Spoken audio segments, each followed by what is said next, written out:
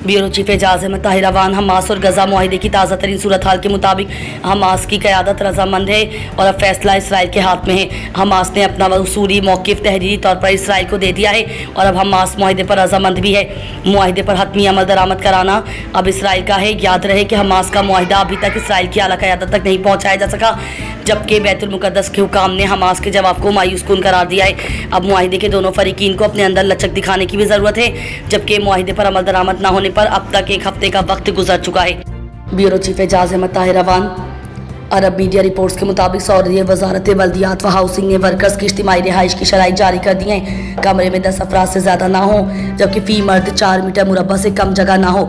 Saudi वजारत बल्दियात ने कारकुनों की सलामती के उमूर को मद्देनज़र रखते हुए मयारी रिहाइश की फराहमी को यकीनी बनाने के लिए ज़वाबित मुतय्यन किए हैं। रिहायशी कंपाउंड्स या इमारत सुनसान मुकामात पर नहीं हो, वर्कशॉप्स, गोदाम या सनाती इलाके से फासले पर हों। कारकुनों की रिहायशी इमारत स्कूल और अस्पताल से कम 300 मीटर के फासले पर हो। ऐसे कंपाउंड जहां 500 कारकुनों की रिहाइश का इंतजाम हो, वहां भी कमरों में फी फर्द 4 मुरब्बा मीटर से कम जगह ना हो। हर 8 अफराद के लिए एक बाथरूम, जबकि हर मंजिल पर 2 किचन हो। सर्दी गर्मी से बचाने के लिए हीटर और एयर कंडीशनिंग ज़रूरी है। कारकुनों को साफ़ और सेहत बख्श पीने का साफ़ पानी फराहम करना ज़रूरी है। Bureau chief Ejaz Ahmed Tahir Awan.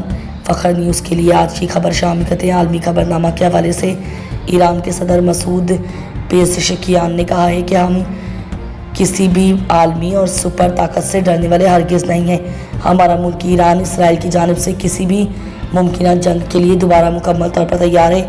दोनों ममालिक के दरमियान हालिया जंगी कशीदगी ज़्यादा देर तक कायम नहीं रह सकेगी। तेहरान अपने जौहरी प्रोग्राम को पुरअमन मकासद के लिए जारी रखेगा।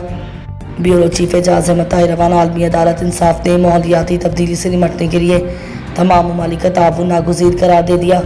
माहौलियाती तब्दीली से निपटने के लिए आलमी अदालत इंसाफ ने इक़दाम उठाते हुए कहा है कि तमाम ममालिक को यकजा और मुत्तहद होकर ताउन करना चाहिए। ग्रीन हाउस गैसों के अखराज का सबब इंसानी सरगर्मियाँ हैं और ये इक़दाम सिर्फ किसी एक मुल्क की हदूद तक महदूद नहीं। कानूनी माहिरीन ने अदालती राय को छोटी रियासतों की फतह भी करार दे दिया है और कानूनी माहिरीन ने अदालत से रियासतों की जिम्मेदारियों को वाज़ेह करने की दरख्वास्त भी की है।